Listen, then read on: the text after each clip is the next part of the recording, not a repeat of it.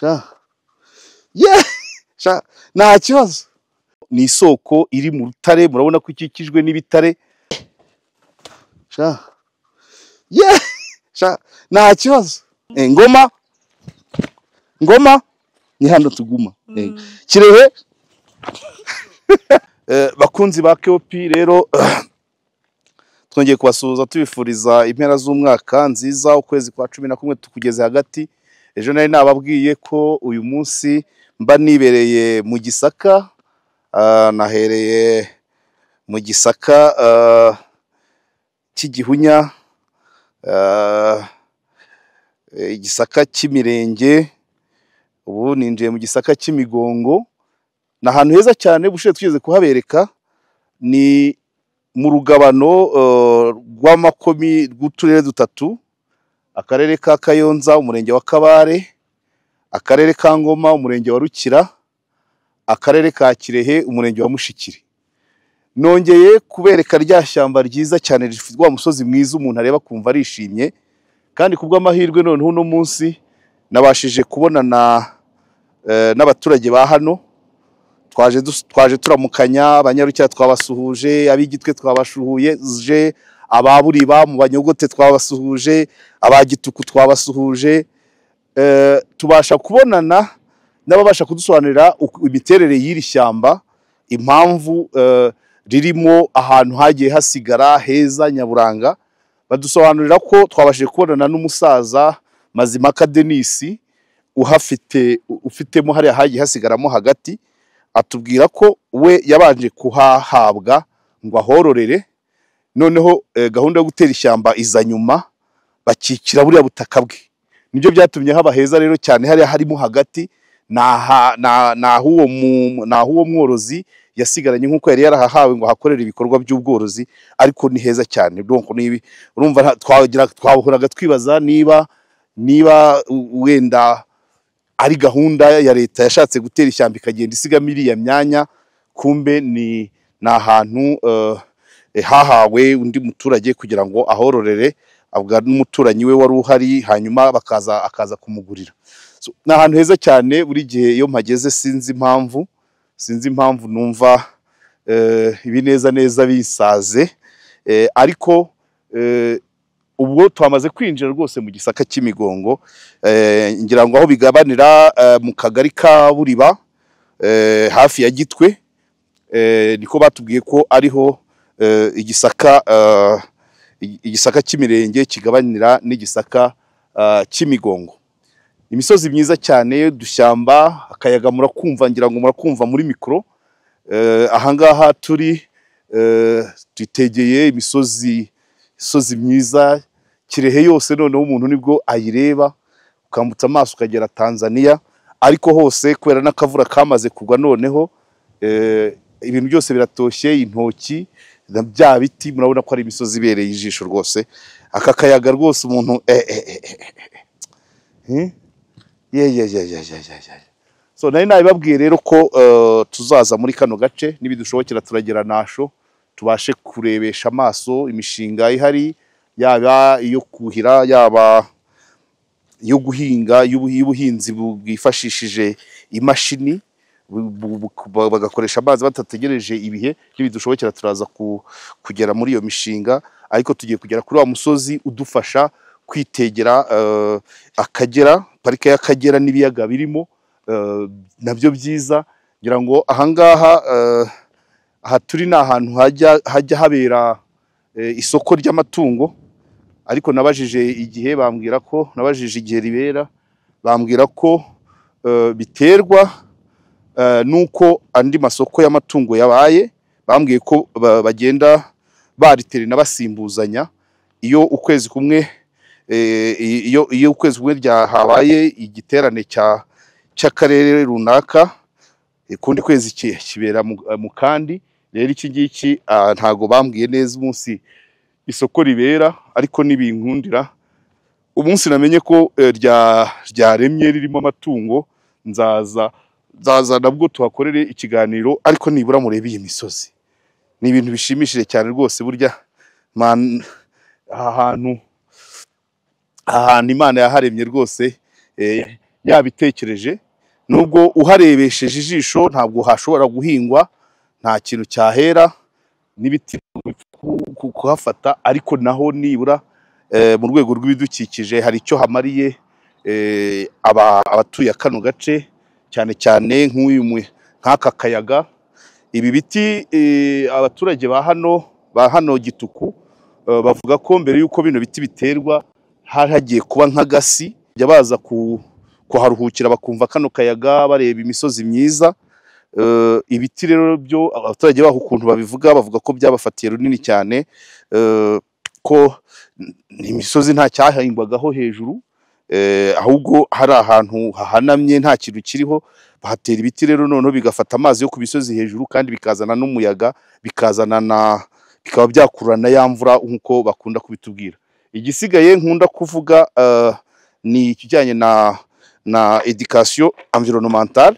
Abantu benshi batemberera ku misozi bagomba guhabwa amabwiriza ko nta kugenda banyanyagiza ibicupa bene ibi bicupa bya plastike, kuko nabyo ntabwo ari byiza cyane. Aya ni amasomo ngira ngo umurenge wa Rukira ugomba kubwira abantu bagenda bajya ku misozi, nk'uko twabibonye ku musozi wa Maranyundo mu karere ka Bugesera, tukabibona ku musozi wa Rebero mu karere ka Bugesera. Ibi bintu ntabwo ari byo, ibintu bitabora si ngombwa kugenda babita ku gasozi, kuko umurongo igihugu cyihaye ngira ngo ibi byo ntibikihari. So turakomeje rero, tugiye kugera aho dukushumuka tureba Nasho,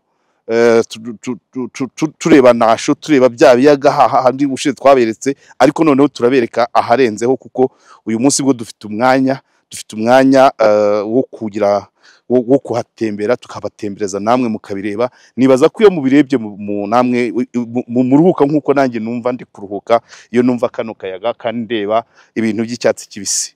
So turacyari kumwe rero.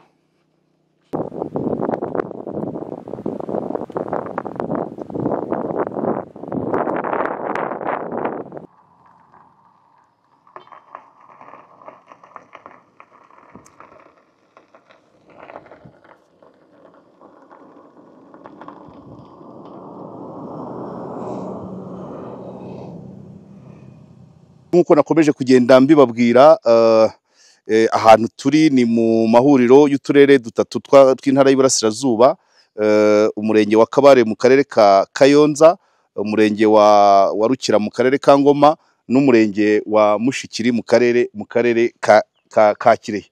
Aha tugeze, aha mpagaze niho Ngoma irangirira. Iriya nzu mureba niyo ya nyuma mu karere ka Ngoma kuri uno muhanda ujya Nasho. Aha akarere ka Kirehe, umurenge wa Mushikiri, tubifurije urugendo ruhire. Ni ukuvuga ngo iki gice uba usoje akarere ka Kirehe muri aka kayira. Iriya nzu nayo niyo ya nyuma mu karere ka Kirehe, iriya ni iya mbere mu karere ka Ngoma. Uminutse uno musozi naho uhita utangira akarere ka Kayonza, ariko byose ni icyahoze ari prefegitura ya Kibungo. Byose byari muri Kibungo, hanyuma haza kugabanya uturere. Ubu ni ukuvuga kuri uno muhanda urugabano, umupaka wa Kirehe nta handi gukandagira. Uba ahangaha ikirenge cyanjye ikiburyo kiri muri Ngoma, ikiburyo kiri muri Kirehe, ikibumoso kiri muri Ngoma. Uyu niwo mupaka, nibyo mada, uyu niwo mupaka. Hanyuma se mada, ubu iyi nsina yawe ntishobora kubyarira ahangaha?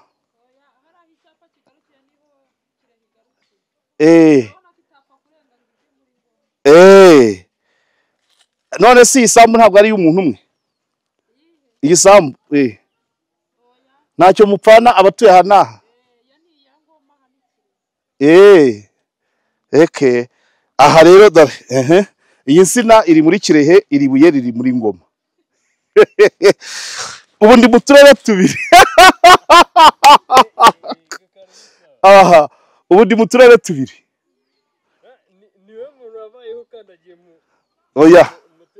Oya Mukaniga nakandagiye mu bihugu bibiri Imana.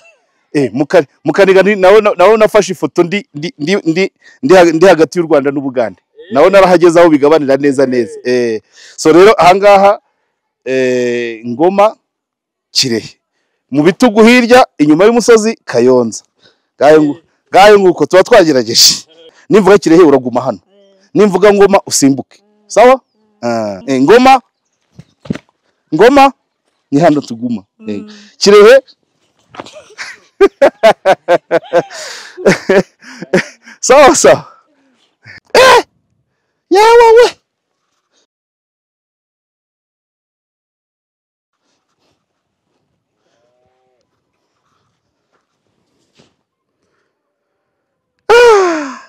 yewewe inashosha hano ni nasho, hirya hari Ndego, inyuma ni Rwinkwavu. Ubu ni Kayonza. Uyu murenge ni wo muri Kirehe, aho ngira ngo twari tumaze kurenga icyapa cy'umurenge wa Nasho ku muhanda ukomeza, ntabwo turi bukomeze, tuzajyayo ubutaha. Murabona bya biremwa by'Imana, amabuye aramanitse inyuma yanjye, ariko nungutse n'ikindi gitekerezo.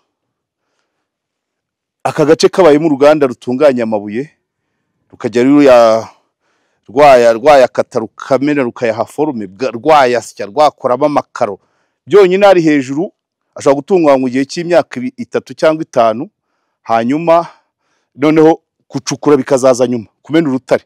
Ariko nk'aka gasozi vraiment yawewe niko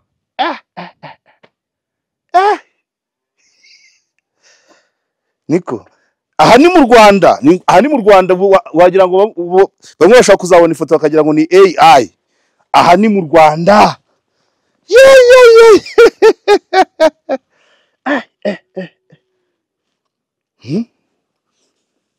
Niko mbega ahantu we.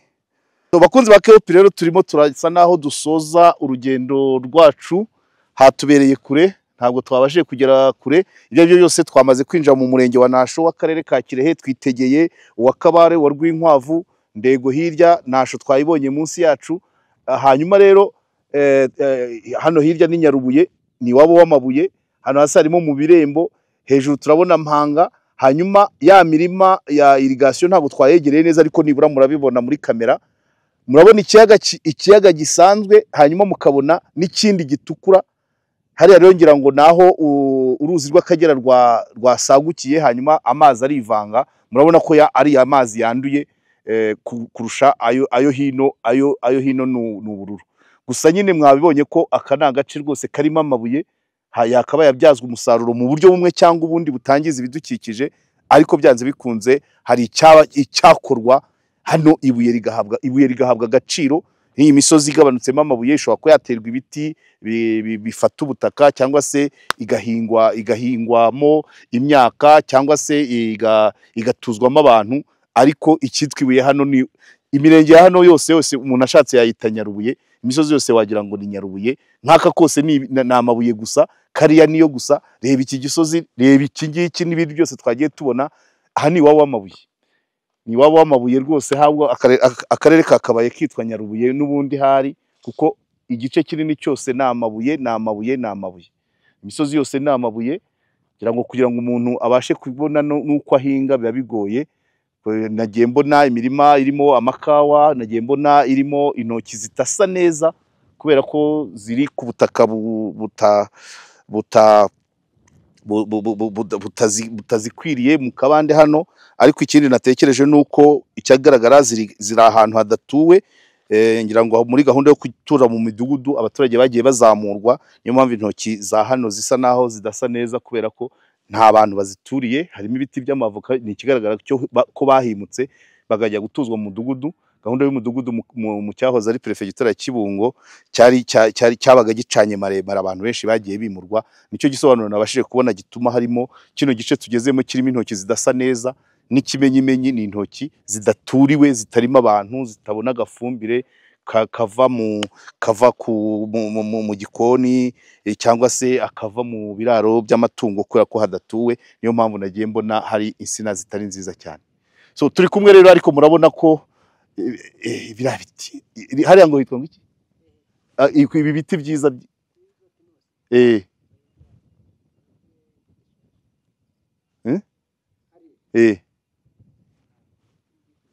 hariya hitwa ngo ikisha kuri ibi biti byiza Kiruhura dore umukororombya Dani uriya mukororombya buriya nturi mu Kagera buriya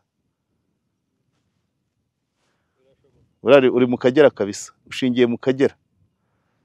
Yes, bakunzi ba KOP rero aha tugeze ni ivomo ni isoko iri mu rutare murabona ko ikikijwe n'ibitare ngo abahazi bahita ku Nyombya. Hano turi kumwe n'umugabo wabanje ukatwibwira witwa nde? Jona ufite imyaka ingahe? 26. Okay. Iyi soko imaze igihe kingana iki? Indi ya kera imaze nk'imyaka nka 90. Muyivoma mungana iki? Umudugudu wose. Niho tuvoma. Isoko yo mu Nyombya umudugudu wose niho muvoma. Mu bitare nk'ibi. Igira hino. Nawe ni mushaka muzi tuganire. Igira hino. Wumva gute iyo mubonye iyi soko mu bitare bingana gutya hejuru y'umusozi mwumva yaravuye aya mazi ava? Natwe twabuze ahantu no mazi ava.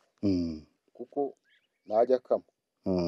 Ni imeshije usanga indi migezi yose yarakamye ariko ahangane hajya hakama.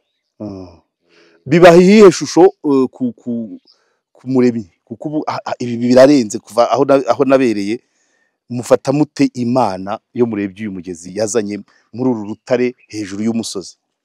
Uya rero Imana ni ikintu gitangaje cyane kuko uyu mugezi nk'uyu nguyu hari ahantu wawushaka ukabutawubona. Uri hejuru y'umusozi kandi uri mu bibuye uva hano hejuru nta bantu bahatuye nibura ngo amazi yo mu ngo zabo aba ari yamanukira nta n'ubutaka buhari nta mabuye gusa. Ubundi mudafite uyu mugezi mwavomaga hehe? Tuvoma ay'igishanga.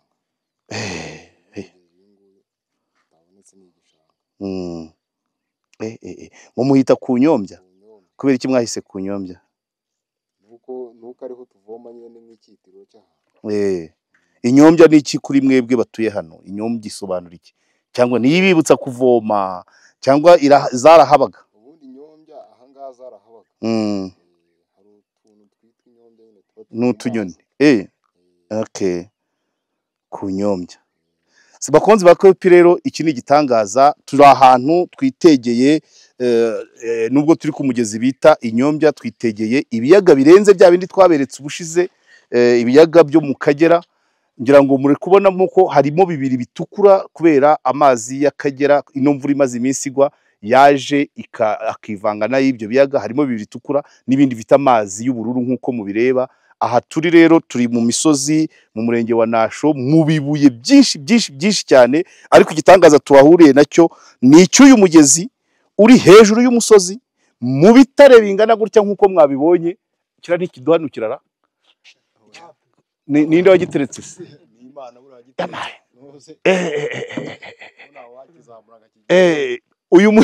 Uyu mugezi ufatiye runini abaturage ba hano n'aborozi ngira ngo mwabonye ko bagerageje bagakora ikibumbiro inka zifite aho zinywera hanyuma n'abavoma amazi yo kujya gukoresha mu rugo bakagira aho bavoma ariko inzira ihagera nayo n'ubundi bugenge ari umuntu uzi ubwenge kuhagenda biragoye.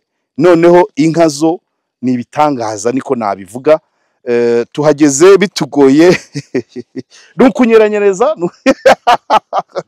nukunyeranyereza ariko murabyumva haragoye pe haragoye no kumva ko uyu mugezi waba mu mabuye ameza atya ari hejuru y'umusozi kumenya aho aturuka biragoye ariko nyine niko ni ibitangaza by'Imana. Ajya mbwiye ko witwa nde?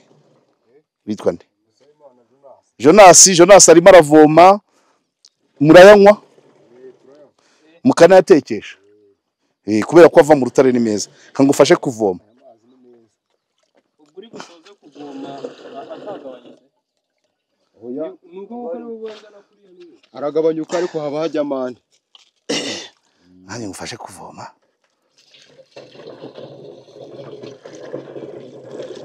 Amazi yo mu rutare aba ari urubogobogo nta nzoka batera ntaki. Ubu niyo ahubwo aya mazi aba meza kuruta ayandi yose. Aho kunywa y'igishanga tuza kuvoma aya ngaya yo kunywa. Ayo kunywa muyakura hano, wenda ibindi mukaba mwakoresha y'igishanga. Ntimujya muhabyiganira se? Nta bana bajya baza ngo bayatobe? Abana nubwo baza bakayatoba turaza tukoza. Nari mvomye muri ubu. Kogeshamo nyine ikideya hasi hagati. Ibuye rikongera rikaba umweru. Ngaho ugasa n'uyadaha cyane kugira ngo mukabanza kuyamaramo, none ukoza ari amabuye hakererana. Muzabikore dore hatangiye kuzamo urubobi. So bakunze ba Kopi rero, ndabona Kirehe yatubanye uburyohe. Kirehe ifite byinshi byiza, ariko nkuko nabivuze ahanini bitaratangira kubyazwa umusaruro. Ariko aka gatangaza k'aya mazi, aya mazi yo ku musozi hejuru mu bitare, hejuru kandi hejuru y'umusozi kandi mu bitare. Twagize amatsiko rero, inzira ihagenda nimbi cyane, tuhagenza iminota itari munsi ya 30 ukurikije aho umuhanda ugera, ariko byari ngombwa kugira ngo twumve ko abaturage batatubeshya, turebe n'iki gitangaza cy'Imana kuza igashyira umugezi mu rutare kandi hejuru y'umusozi. Twitegeye rero ibiyaga ntamenya umubare wabyo, ntamenya amazina yabyo, ariko nkuko mwabibonye murabona amasantre yo mu gace murenge wa Nasho, aho bita ku murindi wa Nasho, ari handi hitwa nde Dusabima. Iriya santre yindi ugana la Rwandeze. Ku Kabuye. Okay, ni ahantu heza cyane, ariko iyi soko kuyigeraho nta muntu nabishishikariza kuko iragoye. Inzira ihagera ni ikindi kibazo, isaha n'isaha wakwisanga mu gishanga wigaragura mu mabuye.